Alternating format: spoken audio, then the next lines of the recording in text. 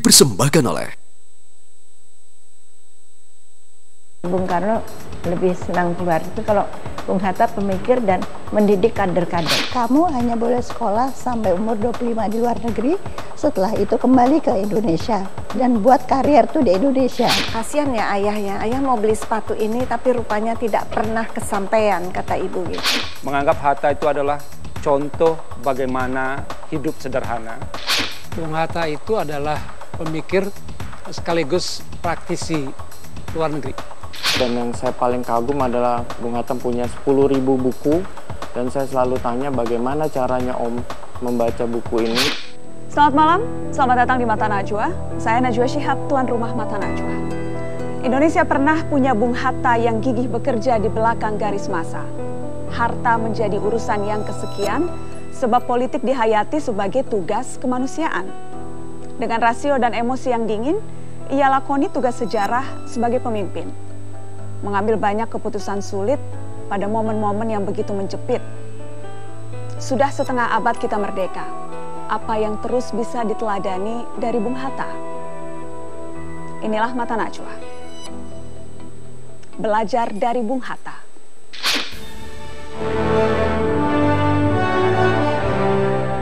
Bung Hatta, demikian ia disapa. Lahir dan besar di tengah alam Bukit Tinggi Minangkabau, 12 Agustus 1902.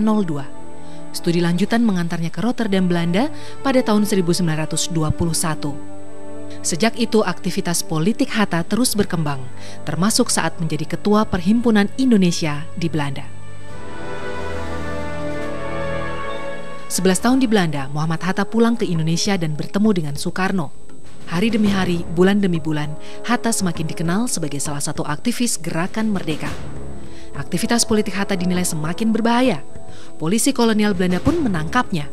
Ia dibuang bersama sejumlah tahanan politik ke Bovendigul, Rimba Belantara di Papua, Januari 1935. Kemudian dipindah ke Pulau Banda Neira di Maluku. Soekarno dan Hatta kembali bertemu dan menjadi dui tunggal simbol kepemimpinan nasional Indonesia. Keduanya mampu menggerakkan semangat rakyat untuk menyiapkan diri menuju kemerdekaan. Kemungkinan itu semakin mendekati kenyataan ketika Jepang takluk pasca pemboman Hiroshima dan Nagasaki 14 Agustus 1945. Akhirnya di hari Jumat di bulan puasa 17 Agustus 1945, atas nama bangsa Indonesia, Soekarno-Hatta memproklamasikan kemerdekaan.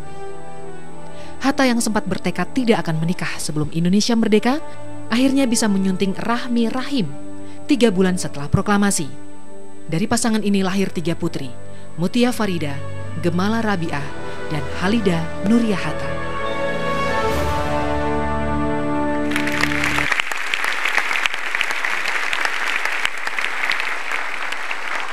Dan mari kita sambut 3 putri sang proklamator.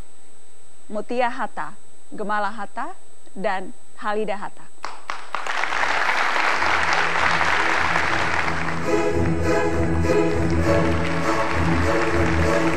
Selamat malam Ibu Mutia. Terima kasih banyak sudah bersedia hadir di Mata Najwa. Ibu Gemala, selamat malam, apa kabar? Halo Ibu Halida, sehat-sehat? Malam ini kita belajar dari Bung Hatta lewat pandangan dan lewat kisah-kisah dari 3 putrinya. Silakan duduk Ibu.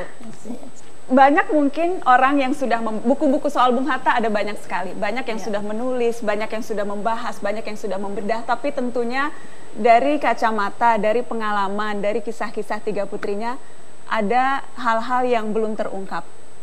Kami ada cuplikan kenangan Ibu, foto dan video Bung Hatta dan Ibu Mutia, Ibu Gemala, dan Ibu Halida. Kita lihat sama-sama cuplikan bagaimana Bung Hatta di tengah keluarga. Berikut ini. Guarda il mare com'è bello,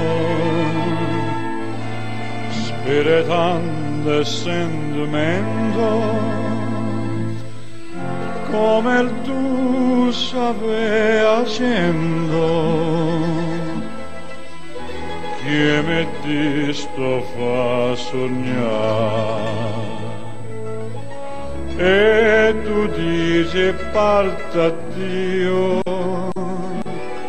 morire.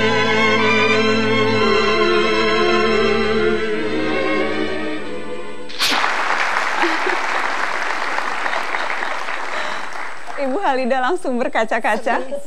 Mohon maaf, bukan bermaksud membuat sedih, cuma kami ingin supaya semuanya menangkap gambaran betapa dekatnya sesungguhnya hubungan antar ayahanda dan putri-putrinya. Dekat sekali, Ibu Mutia. Dekat, ya. Memang ayah saya dengan kami bertiga tidak pernah marah, selalu memberi bimbingan dan selalu bertutur kata halus dan memanggil dengan sopan, ya, dan tidak berpakaian sembarangan. Dan karena kami ini perempuan, kalau masuk ke kamar kami juga mengetuk pintu dulu. Jadi seperti itu. Sangat proper, sangat rapi. Iya. Tidak berpakaian sembarangan, itu maksudnya seperti apa, Ibu? Artinya kalau piyama hanya di kamar tidur. Oh, begitu. Ya, jadi kalau sahur begitu di meja makan mengganti baju dulu. Bahkan ketika sahur? Iya. Ketika tidak ada orang, hanya keluarga? Iya. Okay. Jadi tidak boleh pakaian piyama keluar dari kamar tidur. Dari sekian banyak memori tentang ayahanda, apa sih satu hal yang betul-betul terekam dalam hati dan dalam benak Anda? Waktu itu waktu saya di Australia, kebetulan saya sempat Colby Plan Scholarship 11 Maret 1975, ayah menulis surat bahwa kamu hanya boleh sekolah sampai umur 25 di luar negeri, setelah itu kembali ke Indonesia dan buat karier tuh di Indonesia. Hanya diperbolehkan sekolah usia 25 tahun? Harus kembali ke Indonesia. Jadi saya merasa bahwa itu tidak hanya untuk Gemala, tapi itu untuk semua anak bangsa yang belajar di luar negeri kembali, karena kemudian harus merintis karier. Karena apa yang ada di luar negeri itu belum tentu sama dengan di Indonesia. Jadi kalau kita terlalu lama belajar di luar, nanti takutnya pahamnya terlalu liberal dan sebagainya. Jadi itu Anda turuti?